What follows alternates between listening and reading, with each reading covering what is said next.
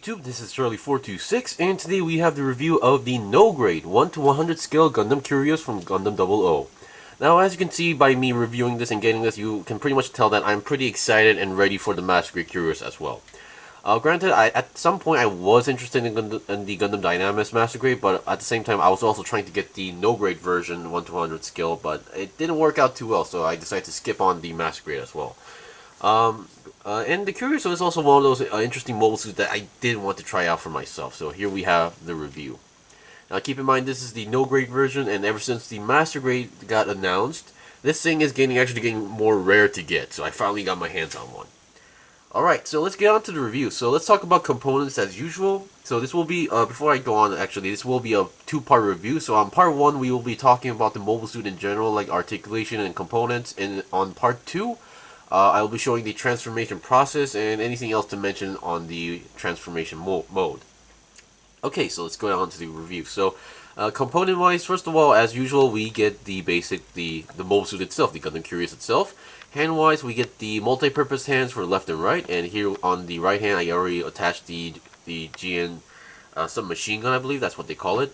And then on the back skirt, we actually have two beam saber hilts that are stored in right over here. You can see that right over there. So we have two of those on each side. So one for each side, and other than that, let's talk about the other components that you're supposed to get. So hand-wise, for the left arm, we get the open hand for the left arm. Pretty nice. And then shield, here we have the GN shield. I believe this is what they call it. There's no specific name, they just call it the GN shield. And pretty longer than I thought, so pretty long. And then we can open this up to make it into its claw mode. So we can open this section up, and we can also extend this section. The manual also mentions that we can also rotate this part around as well. And then what we can do is we also get the hidden blade that's inside the shield. So we get this as a separate piece, and all we need to do is just plug it in right there. So I do wonder if the Master Grade will actually have a gimmick where the blade is actually going to be stored in the shield at the same time. So that's going to be one interesting aspect. And the claw arm itself, the claw section does have a little bit of articulation where you can move up and down slightly. So that's that. So that's that. And this thing also does have a locking mechanism where we have a peg here, hole there, so the shield doesn't really look messy or wobbly around.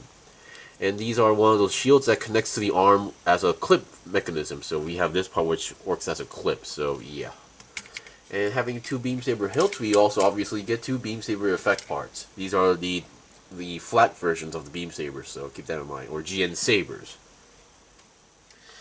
Alright, other than that, let's see what we get from here. So here we have the sticker sheet. This kit isn't actually really too sticker heavy. I do know there are some 00 kits out there, the no grade versions, which are very sticker heavy. I believe some HGs from 00 series are also pretty sticker heavy, but still, this one was pretty good. So we have this part, which is the cockpit section for the that goes onto the back. Here we have for the transformation mode version. Here we have the eye stickers. Here we have these round ones are pretty much that goes onto the chest and the legs and the arms and the head. So the pretty typical stuff. There's 4 of these stickers. So in total, those 2 of the yellow ones, 2 of the green ones that goes onto the front skirt, and then these 2 should be like the front camera, back head camera as well. And this one should be the one that goes onto the weapon. I will try to point those out while doing the review. And then here we have this part. Now, these parts, by looking at this, you can kind of consider this as a parts form, but not too serious. So these are the only parts that you need to parts form. Now, this one might not be too necessary. This is just something that allows you to lock the legs in place, just to make them not wobbly around. And also, you kind of do need this to attach this to a action base. So that's that. And then here we have this. This has nothing to do with the transformation. This is just the action base connector or adapter. And then here we have this one which is used for the transformation regarding the weapon. So yeah. So I'll be showing these on part 2. And here we have some leftover parts, which are pretty much polycaps. Nothing too special going on here. And yes, being a 00 kit, this kit does use one of those rubber parts that goes onto the legs, arms, and etc. So yeah. And this one is not too bad actually. I remember, I think it was the Master Grade Exio where they were not exactly the same material as this, but they also gave you a specific material for the arms, and those were really annoying to attach. Alright, so now let's go on to the review slash articulation. So I'm going to get this off the stand. And yeah, so I did hear a lot of rumors regarding the no grade kits that they were pretty good, even for its time. So which is why is also another reason why the master grades came out pretty late. So let's start with the head. Now here we have the head. The head looks pretty good. Those red sections are all color separated pieces. The eyes are a sticker, and then we obviously have a front head camera right over here on the top, and then there should be one on the back right over here. So yeah. And then the head can go down that much, not too much as I thought, and then up pretty good. This is mostly for the transformation. And then 360 twist, I wouldn't really recommend it because, I mean, technically if you force it, you can, but you're going to have to move your way around because we have all these other parts going on to the side. So, yeah. It has the basic connection because, in the end, because that should be a ball joint connection. And then we have the antennas, which can be moved around, or we can store them in if you want to do so by pushing them in entirely, like that. Of course, this is mostly for the transformation. Alright, so that's that for the head. Now let's get the body first. The body, pretty basic looking body. The orange and yellow, red, pretty good combination. The cockpit does not open at all, so keep that in mind. Those are how no grades or Reborn 100 kits work these days. Now, I did have one issue regarding the chest. Now, so that's a clear piece on the chest, but it's not a. It's just a clear piece, and behind that there is a green sticker going on. So, the issue I had is the clear piece. The clear piece kept falling off, so I had to slightly apply some glue on the side so it doesn't actually fall off anymore. So keep that in mind. Other than that, the gray, everything you see here on the body is all color separated pieces, so that's pretty good. And for the body, we have this part which is connected to the arm. We can extend this part a little bit out, so what you can see the extension. So what this does is that if it's not extended, we pretty much don't have any articulation on the shoulder. But by doing this, we do have a little bit more extra movement going on here. So that's pretty good. So the arms, they can go 360, and the way how the arms are plugged in, you need to be aware of, I believe. Let's see if I can find it properly. It's because the arms, the way how they connect is that, come on, there we go. So the arms, the way how they connect, they're not just a round peg, they're actually on a specific shape by plugging it in, so keep that in mind. So you plug it into the correct direction, and then you twist it to lock it in place. So that's pretty much it. And the arms, they can go to the side about 90 degrees or a little bit more. Actually more than 90 degrees, because this is mostly for the transformation. This is actually being a separate piece. This is actually possible. And as you guys just saw, 360 twist on the arm is possible. 360 twist on the arm, the lower arm is also possible, but it's a very stiff piece. Everything you see on the kit is pretty stiff than you think. And then we have a actual double jointed bend, or at least bends more than 90 degrees, and here we have one of those rubber materials going on here. So yeah, that's pretty good. Well, yeah, actually, it's not. I can't really say this is a double jointed bend, but the way how the structure is, it actually bends a lot more than you think. So that's pretty good. And the hand wise, we have your typical ball jointed hand, but not only is it ball jointed, but we also have a extra wrist articulation, so you can move to the side. Of course. This is mostly meant for the transformation, so yeah. Alright, so we've seen the basics of the arms.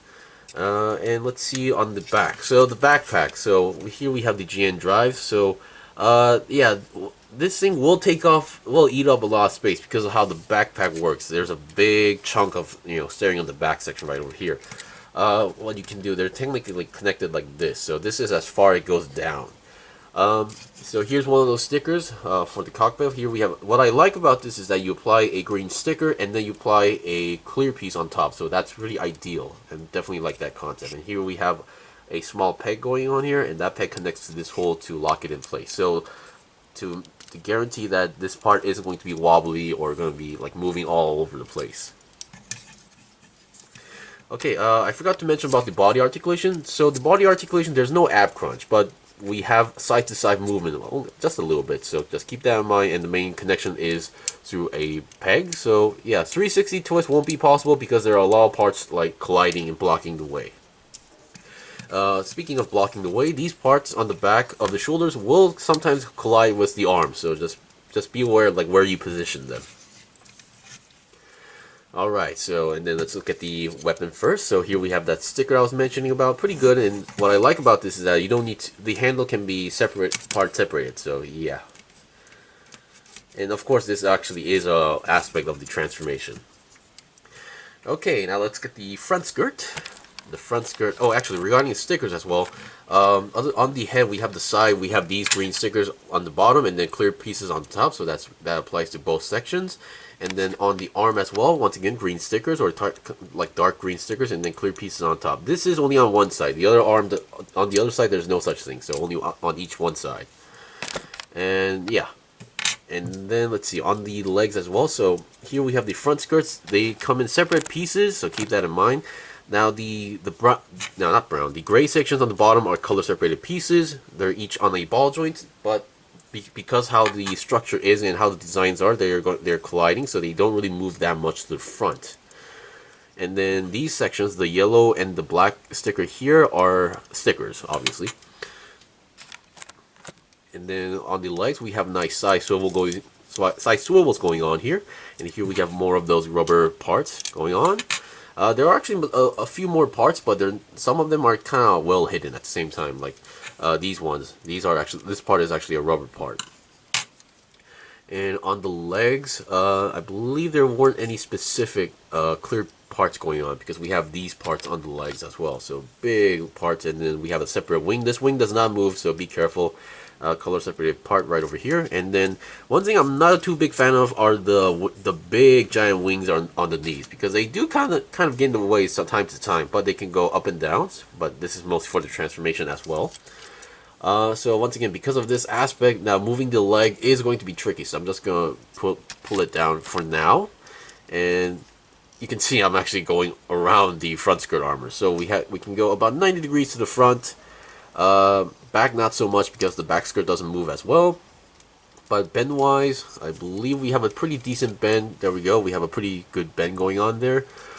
And then the way how this is connected, you should be able to go 90 degrees to the side, or almost 90 degrees to the side as well. One thing I also found a little bit odd on the feet is that the feet, the lower section, if you look at the bottom, it's empty. It's one of those empty feet going on, and the feet itself is already on a pretty interesting design, so I would put that in the unique feet list. And we have these parts that move around, but once again, all for the transformation. So I will admit the feet doesn't look that good.